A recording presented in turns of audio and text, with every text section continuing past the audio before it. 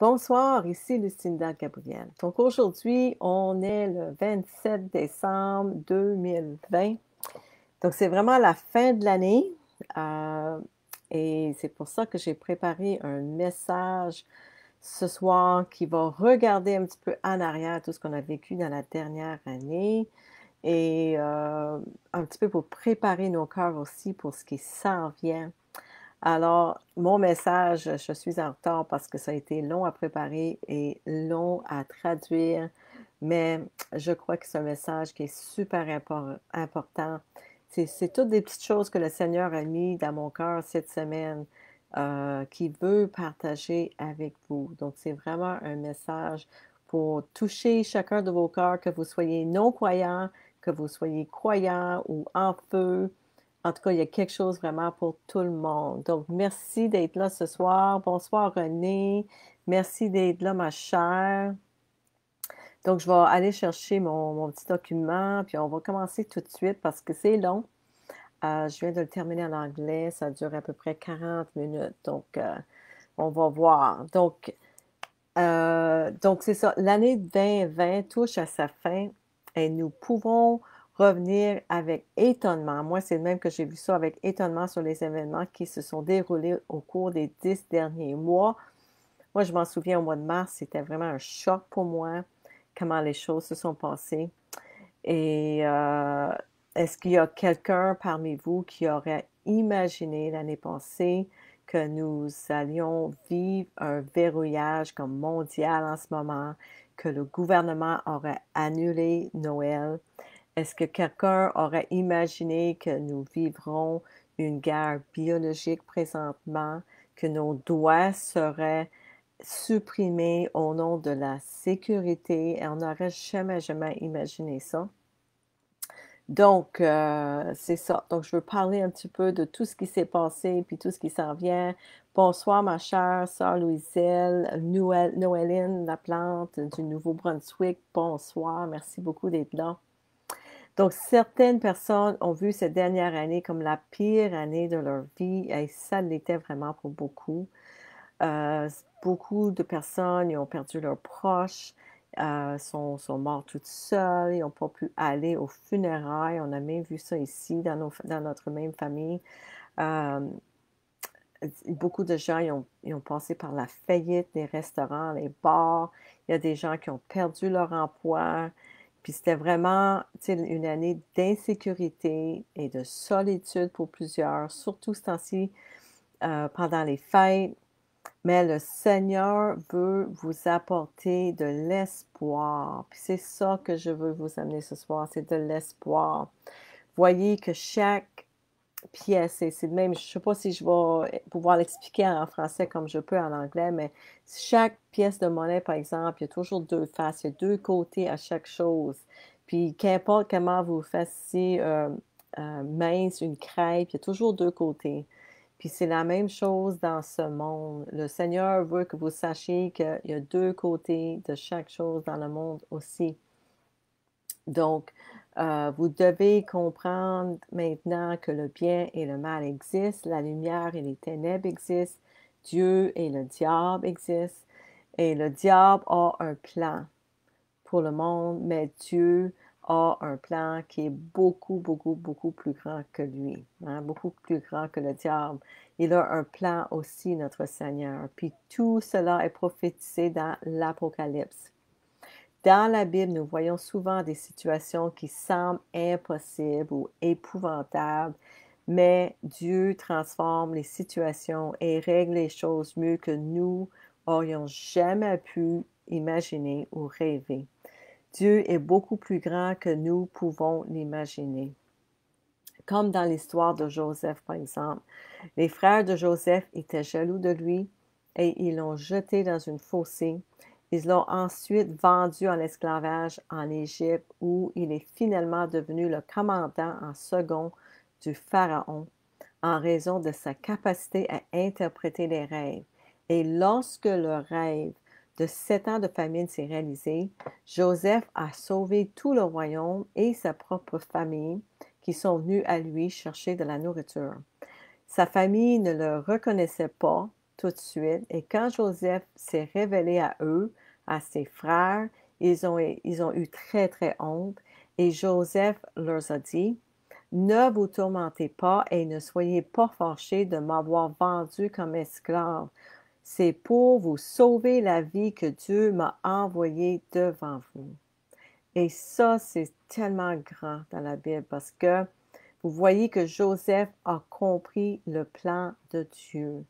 Ce que Satan avait utilisé pour le mal, Dieu a transformé pour le bien. Il utilise tout pour le bien. En fait, c'est la même chose qui est arrivée avec la croix. Satan pensait qu'il avait gagné quand il avait crucifié Jésus sur la croix, mais ce qu'il ne savait pas, c'est qu'il a joué dans la main de Dieu. Dieu le Père avait un plan et son plan était de sacrifier son fils Jésus, qui est devenu l'agneau de Dieu, qui, par sa mort, a ôté les péchés du monde. Satan ne connaissait pas le plan de Dieu. Il ne pouvait pas. Il n'aurait pas pu prévoir comment Dieu l'utiliserait ou utiliserait cette situation pour sa propre gloire.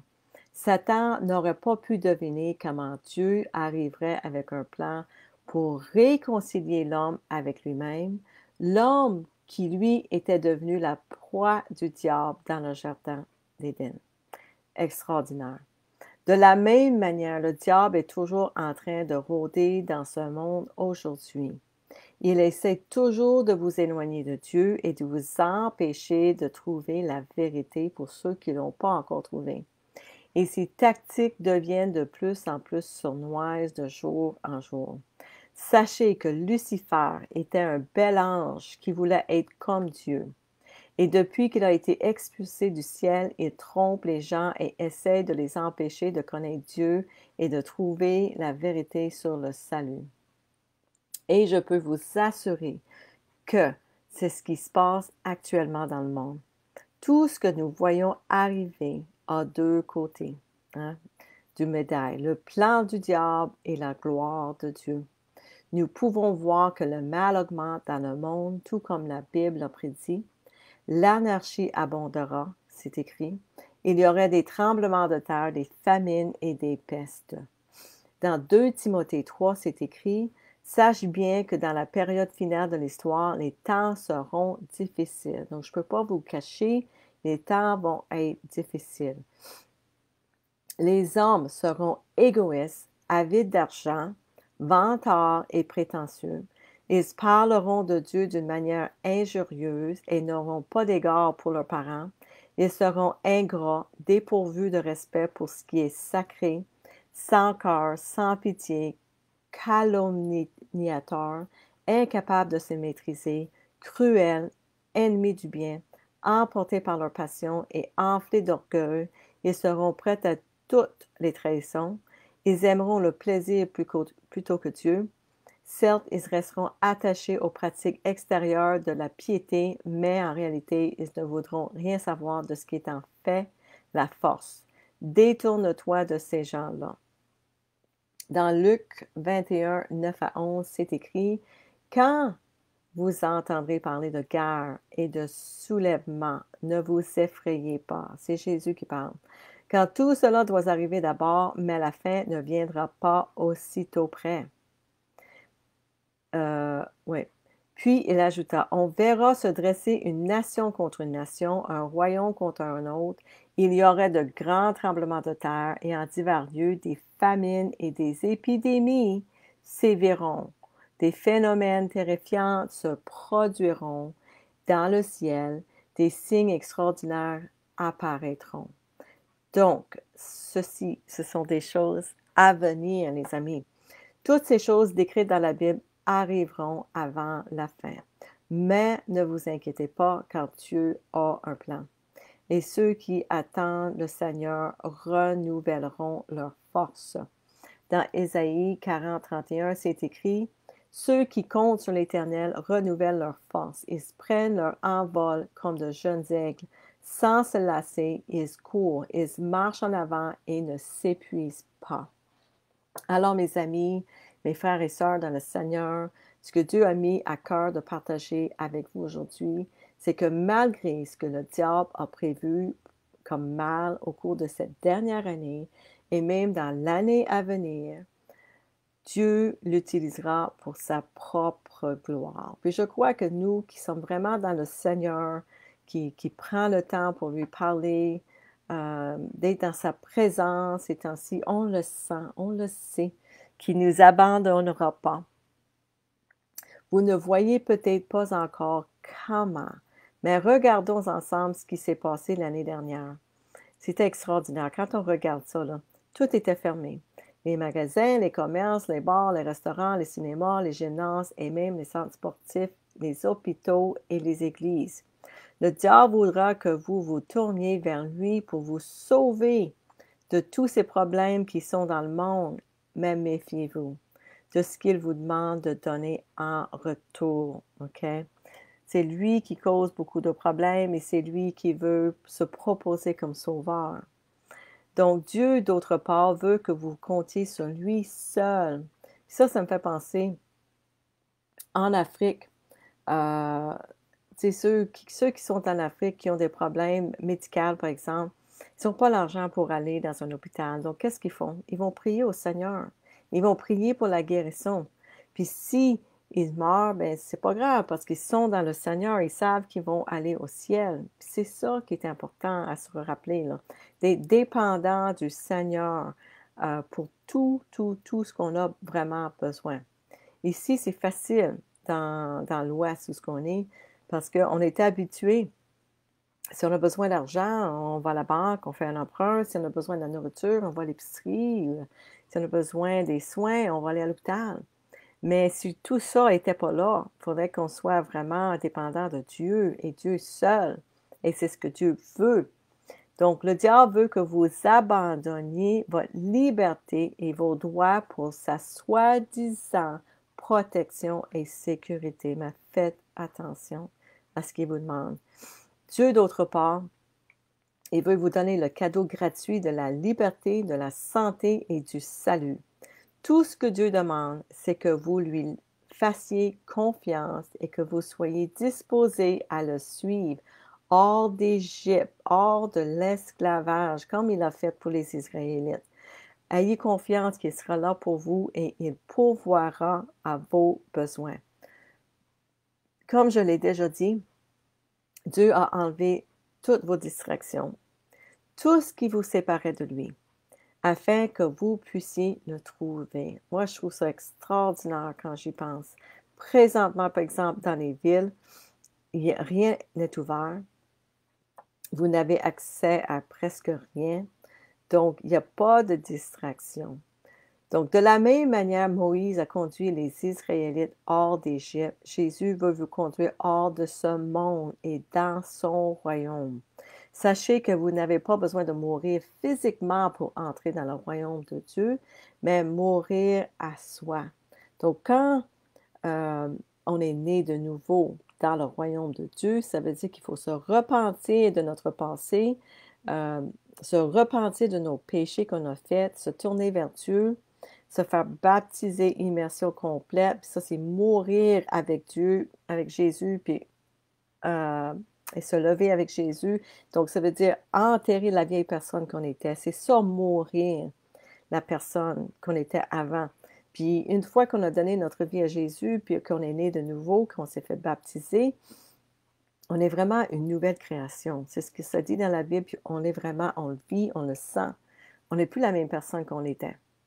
Donc, moi, je prie pour que vous soyez plus intelligents que les Israélites, qui n'ont fait que de se plaindre de ce qu'ils manquaient. Au lieu d'être en admiration devant ce que Dieu faisait pour eux et de le louer pour les avoir sortis de l'esclavage, ils étaient en colère contre ce qu'ils avaient laissé en arrière. Et ils auraient retourné pour être des esclaves s'ils auraient pu. Puis au lieu d'être reconnaissants que Dieu ait apporté des fléaux sur leurs ennemis, a séparé la mer pour eux, les a amenés à traverser sur la terre ferme de l'autre côté. Dieu les a nourris de la main du ciel, leur a donné de l'eau d'un rocher. Tout ce qu'ils ont fait était de regarder en arrière et de se plaindre. Dans Luc 9, 62, Jésus a dit, « Personne ayant mis la main à la charrue et regardant en arrière n'est apte pour le royaume de Dieu. » Donc, si jamais vous vous faites baptiser et que vous êtes né de nouveau, puis que vous êtes sauvé de l'esclavage de votre ancienne vie, arrêtez de regarder en arrière à ce que vous avez laissé là-bas. Laisse tout ça en arrière et fixez-vous sur ce qui est en avant parce que Jésus est clair. Ceux qui regardent en arrière n'est pas apte pour le royaume de Dieu. Je crois que cette crise que nous vivons maintenant n'est pas finie, c'est certain. Les gens disent que ça va bien aller, mais d'après la Bible, c'est pas fini. Et de la même manière que le diable essaie de provoquer la grande réinitialisation dans ce monde, Dieu est également en train de mettre en place sa propre réinitialisation qui sera encore plus grande que celui du diable, et ça va être avec le retour de Jésus-Christ. Gardez toujours à l'esprit que quoi que fasse le diable, Dieu l'utilisera toujours pour le bien. Vous pourriez regarder les choses et penser que le diable vous a enlevé telle chose, mais osez regarder et penser plutôt comment le Seigneur peut utiliser cette situation pour le bon, pour le meilleur, pour sa gloire, parce qu'il y a toujours une façon de regarder les choses avec les yeux de Dieu. Vous verrez que Dieu peut et fera des choses puissant si vous vous abandonnez à lui et que vous lui faites confiance. Je vous dis que Dieu est en train de mettre les choses en place pour vous montrer à quel point il est vraiment glorieux et tout-puissant. Et ceux qui désirent le voir et le vivre le verront et le vivront. Et ceux qui n'auront pas complètement confiance en lui ne le vivront probablement pas. Vous obtiendrez autant du Saint-Esprit que vous le souhaitez, qu'il vous soit fait selon votre foi, comme Jésus a dit dans Matthieu 9, 29. Soyez assurés que les distractions restantes peuvent vous être enlevées aussi au cours de la prochaine année ou deux, et vous allez devoir faire des choix difficiles entre rester esclave de ce monde ou faire confiance à Dieu pour vous conduire et vous subvenir à vos besoins. Donc, c'est le moment comme jamais pour chercher Dieu présentement. Je crois que dans les mois à venir et peut-être l'année ou pendant les 2 prochaines années, le monde aura plus d'occasions de chercher Dieu comme jamais auparavant. Moi, je veux vous recommander de vous trouver une Bible en papier tout de suite. Ne tardez pas pour avoir votre propre Bible. Puis si vous manquez de sous ou quoi que ce soit, écrivez-moi en privé, puis je vais vous aider. Pensez-y un instant.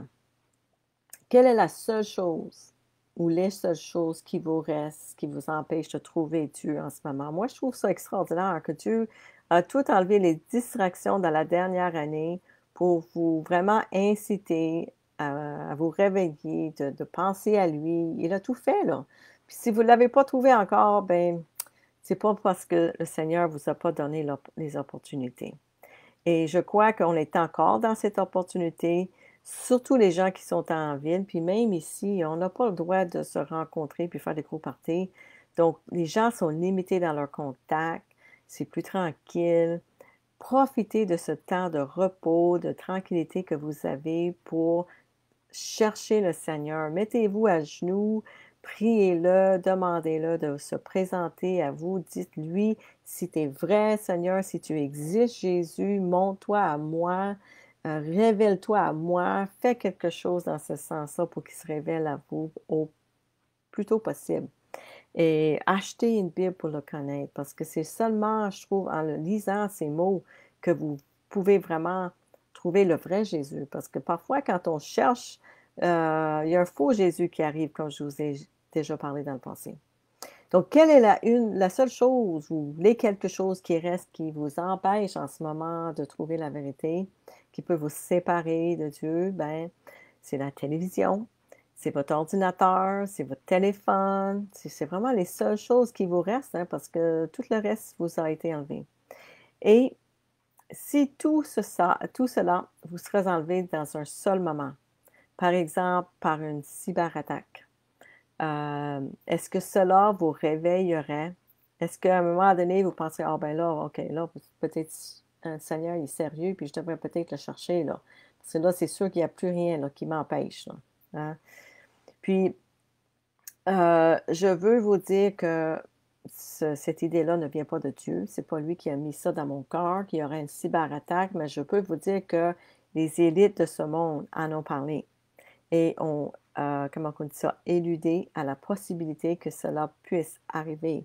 Donc, soyez prêts pour ça. Ça veut dire, préparez-vous aussi matériellement un peu pour ça. Achetez des batteries, des chandelles ou des choses de même, mais préparez-vous que vous soyez plus en contact pour un peu. Donc, réalisez-vous finalement que Dieu essaie simplement d'attirer votre attention. Comme je l'ai dit, ce que le diable projette pour le mal, Dieu va utiliser pour le bien.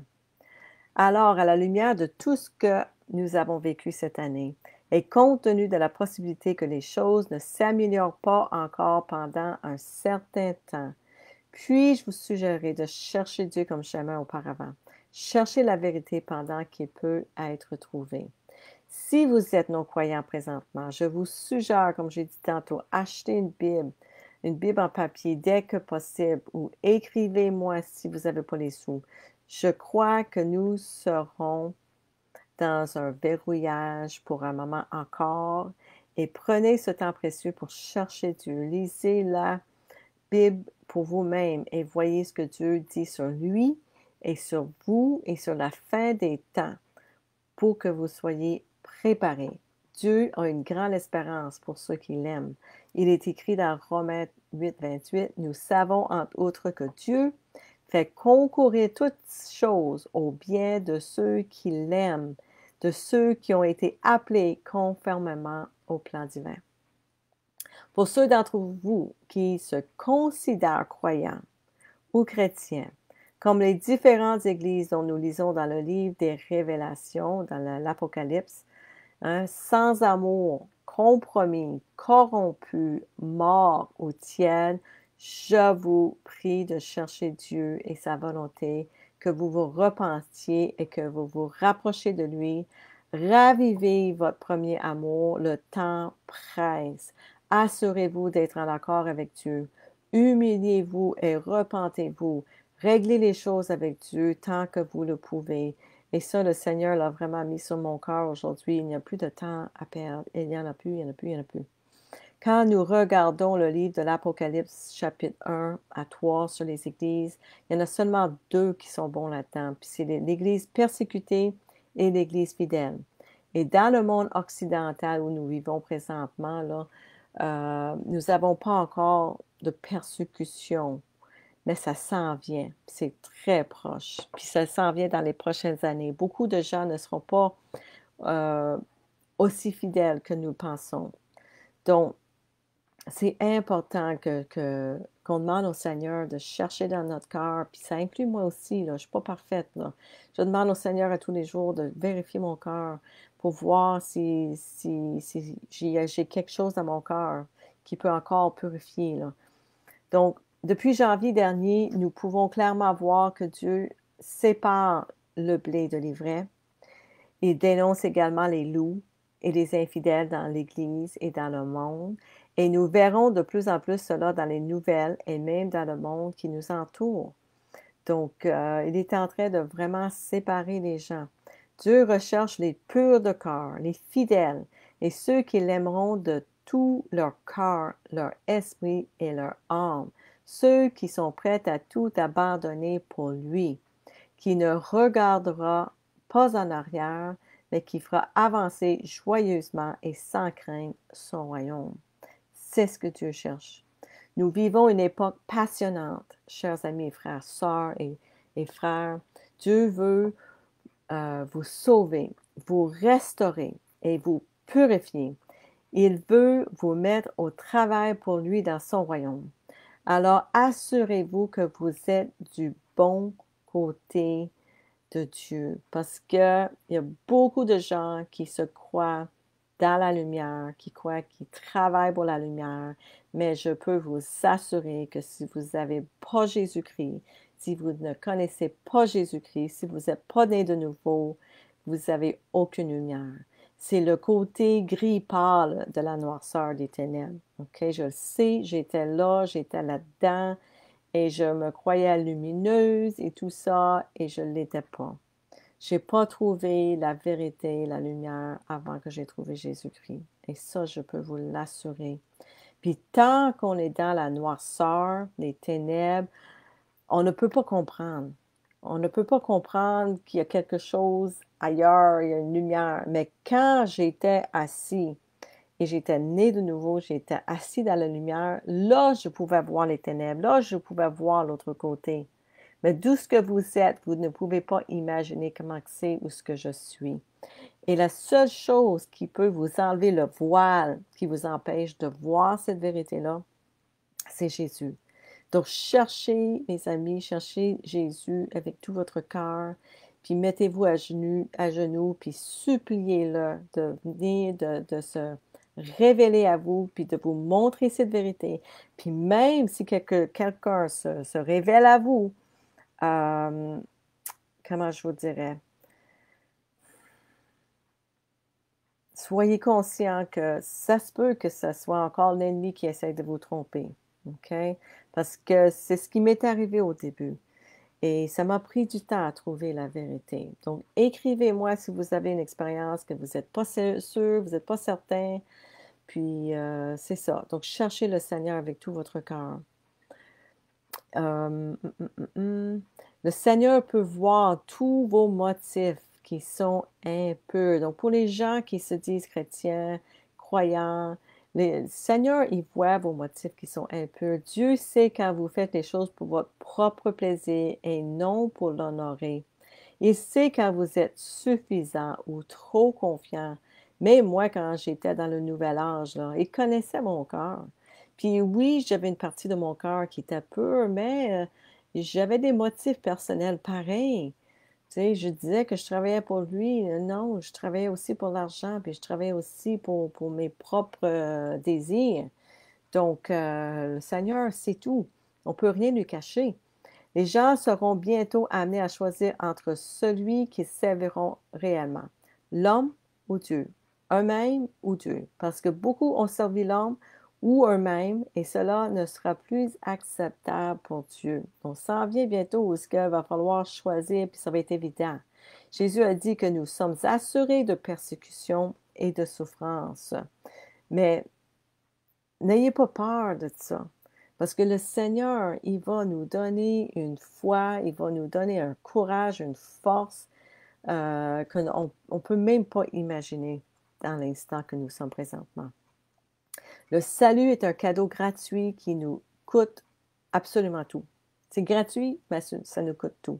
Dans Luc 14, 33, Jésus a dit, « Il est de même pour vous. Celui qui n'est pas prêt à abandonner tout ce qu'il possède ne peut pas être mon disciple. » Donc, qu'avez-vous abandonné pour lui? Qu'avez-vous abandonné pour le Seigneur depuis que vous le connaissez? Suivez-vous Jésus pour ce que vous pensez qu'il peut vous donner ou pour ce que vous pouvez lui donner à lui? Servez-vous vous-même ou servez-vous Dieu? Servez-vous l'argent ou Dieu? Vous ne pouvez pas servir les dieux. Vous ne pouvez pas avoir deux maîtres. Jésus l'a bien dit. Si vous n'êtes pas totalement amoureux de Jésus, prêt à tout abandonner pour lui, je ne suis pas sûre que votre cœur soit juste avec Dieu. Et ça, c'est le Seigneur qui a mis ça sur mon cœur aujourd'hui de partager. Je ne suis pas convaincue que votre cœur est pur et que vous verrez même Dieu. Jésus a dit dans Matthieu 5,8, « Heureux ceux dont le cœur est pur, car ils verront Dieu. » Donc, seulement les gens qui ont le cœur pur verront Dieu. Donc, vérifiez, mes amis, votre cœur. Assurez-vous qu'il est pur. C'est ce que le Seigneur a mis dans mon cœur aujourd'hui de vous dire. J'ai entendu un sermon cette semaine où le pasteur a dit qu'on peut comparer le Saint-Esprit à une voiture de luxe. C'était juste comme pour vous donner un exemple. Disons que nous gagnons tous 100 000 par année et nous pouvons tous décider à quel point nous voulons cette belle voiture, là, comme le Saint-Esprit. Et certaines personnes la veulent vraiment, vraiment, vraiment et ils vont tout consacrer leur revenu, tu sais, pour acheter cette belle voiture-là. Ils vont sacrifier ailleurs peut-être avoir une plus petite maison ou moins de dépenses, moins de luxe pour avoir l'auto de luxe qu'ils veulent. Tandis que d'autres préfèrent mettre leur argent en banque et se contenter d'une voiture moins chère. Peut-être ils veulent une plus grande maison, tu sais. Mais c'est la même chose avec Dieu. Combien êtes-vous prêt à payer pour le Saint-Esprit? Combien êtes-vous prêt à abandonner pour Dieu et le Saint-Esprit? Qu'est-ce qui vous convient? Puis ce que ça veut dire, c'est que combien êtes-vous prêt à sacrifier de votre temps, de votre esprit, de vos pensées, de votre cœur pour Dieu, pour le Saint-Esprit? Parce que les gens qui le veulent vraiment, ils vont sacrifier, ils vont prendre le temps, ils vont prier, ils vont faire la lecture, ils vont chanter, louanger le Seigneur. Donc, ils vont passer le temps avec le Saint-Esprit qu'ils ont besoin. Donc, chaque personne va y mettre ce qu'ils veulent recevoir, dans le fond, ce qu'ils pensent que ça vaut pour eux. Donc, Luc 11, 13, Jésus a dit, si donc tout mauvais que vous êtes, vous savez donner de bonnes choses à vos enfants, à combien plus forte raison le Père céleste donnera-t-il le Saint-Esprit à ceux qui le demandent? Donc, si on le demande, on va le recevoir. Dieu vous donnera tout ce que vous demandez et désirez. Dieu veut que nous soyons chauds et en feu pour lui. Dieu est saint et majestueux, tout-puissant. Il est le créateur du ciel et de la terre et nous devons vraiment saisir qui Jésus, Dieu est vraiment et lui donner tout le respect qu'il mérite. Nous devons avoir de la révérence pour Dieu et moi, je trouve qu'il manque de révérence pour Dieu aujourd'hui. Et euh, c'est ce que le Seigneur met beaucoup sur mon cœur ce temps-ci. Je ne peux pas rester couché dans mon lit puis lui prier. Je sens qu'il me dit que c'est pas respectueux. Il faut que je me lève, il faut que je me mette à genoux pour lui parler ces temps-ci parce que il est grand. Il est grand. Et j'espère, en tout cas, que vous aussi, vous sentez cette majestuosité-là que Dieu est dans votre vie aussi. Donc, regardons comment Moïse s'est comporté lorsque Dieu lui est apparu dans la brousse. Puis c'est ça que le Seigneur a mis dans mon cœur aussi. Dieu a dit à Moïse, n'approche pas d'ici, ôte tes sandales, car le lieu où tu te tiens est un lieu saint. Puis il ajouta, je suis le Dieu de tes ancêtres, le Dieu d'Abraham, le Dieu d'Isaac et le Dieu de Jacob. Alors Moïse se couvrit le visage car il craignait de regarder Dieu. Et nous aussi, on devrait avoir cette crainte-là. Je le dis souvent et je vais le répéter encore, il y a un énorme manque de crainte de Dieu parmi les croyants aujourd'hui. Comme dit notre frère Marcus aux États-Unis, il dit les chrétiens occasionnels seront des victimes. Et c'est vrai parce qu'il manque de crainte de Dieu. Dans la Bible, c'est dit, la crainte de Dieu, c'est le début de l'intelligence. Hein? Donc, c'est important. Le Seigneur revient pour une épouse pure et sans tache. Ne soyez pas comme les vierges folles qui n'avaient pas d'huile dans leur lampe. Et ceux qui sont nés de nouveau, qui ont lu la Bible, vous savez ce que cela veut dire. Le Seigneur voulait que je vous partage ça aujourd'hui. Dans Jérémie 16, 11 à 12, Dieu fut consterné par son peuple et dit, alors, il dit, vos pères m'ont abandonné. L'Éternel le déclare. Ils se sont attachés à d'autres dieux. Ils leur ont rendu un culte et ils se sont prosternés devant eux. Ils m'ont abandonné et n'ont pas appliqué ma loi. Et ça, c'est pas juste des dieux comme Bouddha ou des petits saints ou des images et des choses de même. Vous avez aussi d'autres dieux dans votre vie, que ce soit votre téléphone, votre télévision, votre ordinateur, votre job, votre femme, vos petits-enfants, votre chalet ou qu'importe. Tout ce que vous mettez entre vous et votre relation avec Dieu, c'est un idole, c'est un petit Dieu. Et Dieu, il est rendu au bout, au bout de sa tolérance. Et même, je le sens, là. Il n'y a plus de temps, il n'y a plus de tolérance pour ces choses-là. Il faut vraiment qu'on soit sérieux. Le temps est vraiment, vraiment sérieux où ce qu'on est rendu présentement. Donc, il n'y a plus de temps pour perdre pour ces choses-là. Et on continue dans Jérémie, il dit, et vous, il parle des enfants de ces personnes-là, vous avez fait pire encore que vos pères.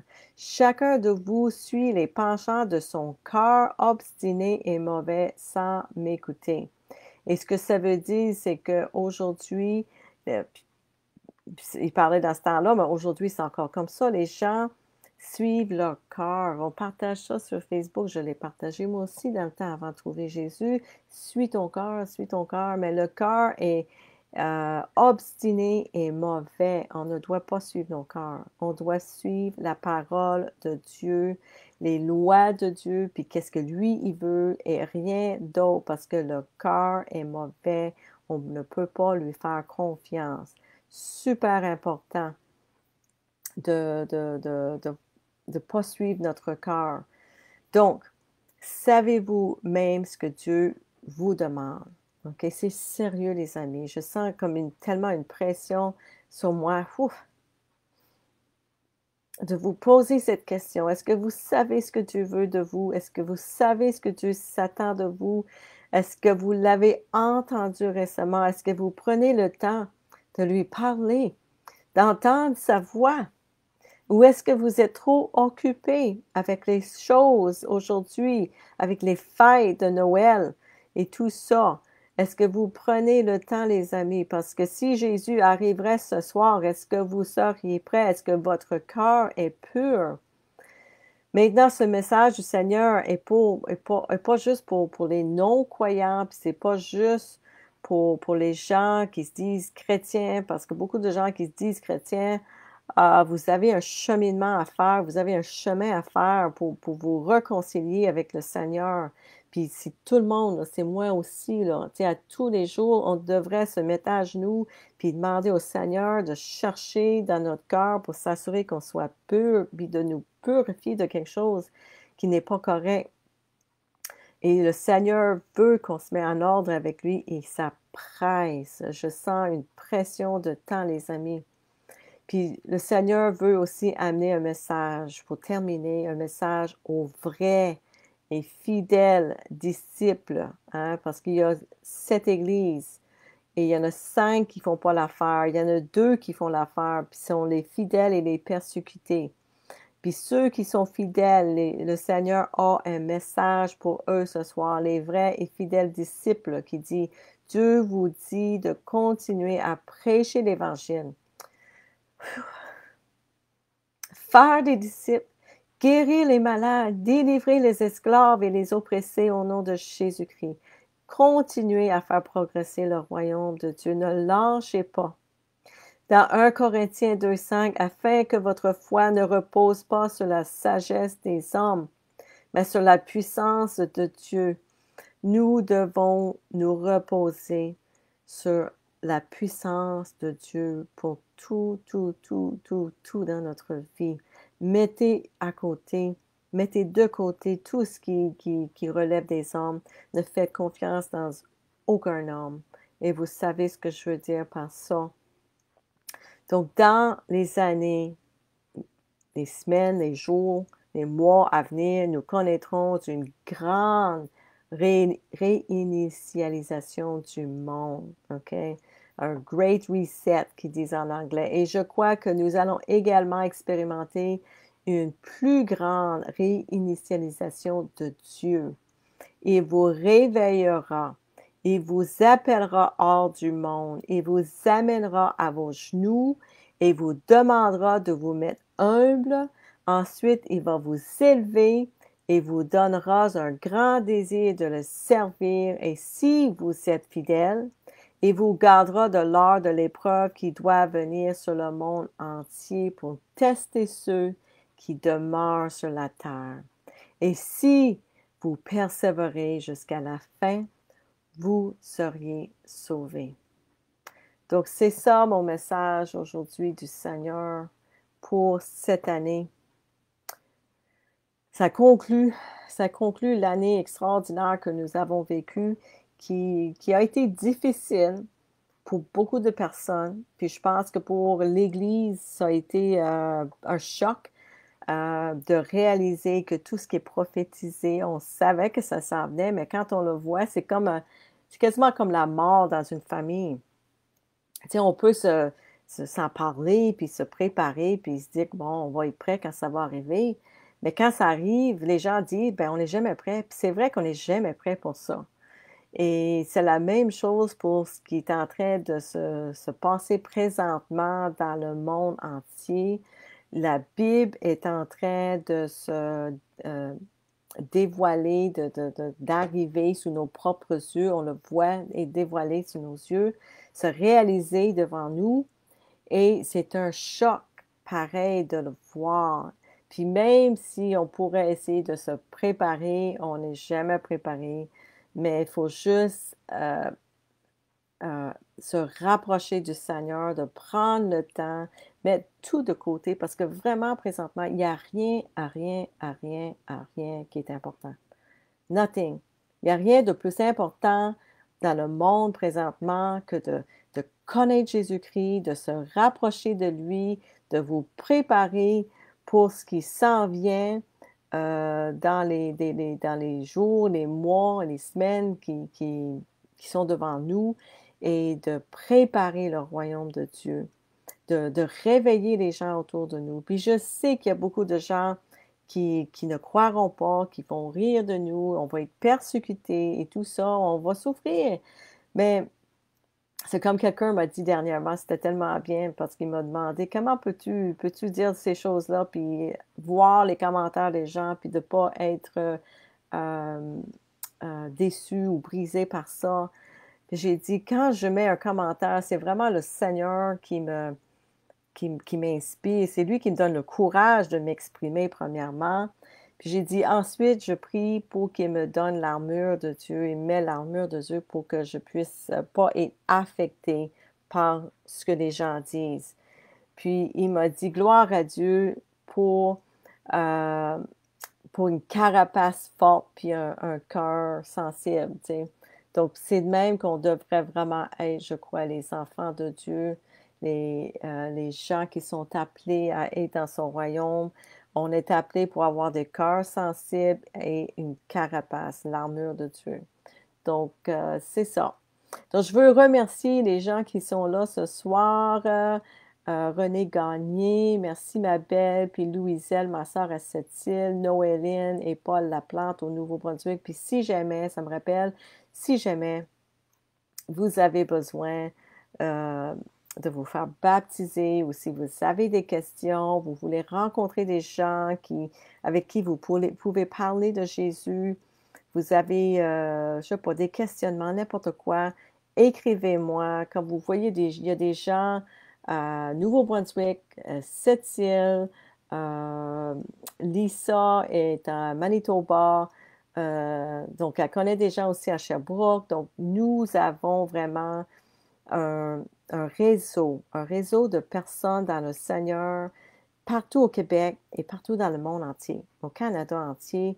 Donc, qu'importe ce que vous êtes, si vous êtes en France ou en Belgique, vous m'écoutez, vous êtes au Québec, en tout cas, écrivez-moi et je vais vous trouver quelqu'un dans votre région qui va s'occuper de vous, qui va pouvoir s'asseoir avec vous et vous partager la vraie évangile et vous baptiser lorsque vous seriez prêt. Lanaudière, Lynn Steven est à Lanaudière. Donc, tu sais, il y a des gens partout qui sont là, qui sont prêts. Moi, je suis ici à Blanc-Sablon. Donc, puis je passe du temps aussi au téléphone avec des gens. Peut-être vous n'êtes pas prête à rencontrer quelqu'un dans votre région, contactez-moi.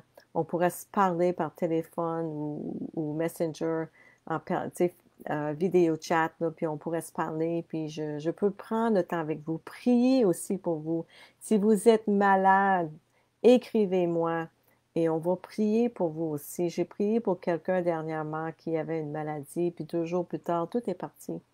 Donc, le Seigneur veut que vous soyez guéris et libérés et libre de tout dans cette vie ici. Il est venu, il est mort pour ça, pour vous. Donc, c'est ça mon message. Merci tellement pour être là ce soir. Je souhaite une nouvelle année bénie par le Seigneur, remplie de sa gloire. Plus et plus et plus et plus et plus et plus de gloire du Seigneur dans nos vies, dans les gens autour de nous. Je prie que les gens se réveillent autour de nous et que eux voient la gloire de Dieu. Puis plus, plus de gloire que de noirceur. C'est ce que je souhaite. Hein. Je sais que ça s'en vient. Et ça va être extraordinaire, mais que Jésus arrive un jour dans le ciel et tout le monde va le voir. Donc, mais je prie qu'en attendant que nous soyons la lumière dans ce monde et que nous soyons l'amour de Dieu, on soit les exemples de lui. Donc, amour et vérité, hein, on va marcher dans l'amour et la vérité dans le Seigneur. Soyez tous bénis, je vous aime. Lynn Stevens, Gilberte Couture, merci. Lisa Courchaine, Nicole Champoux, ma sœur à Sept-Îles, je vous aime énormément. Puis on se voit la semaine prochaine. Bonne soirée. Bye bye.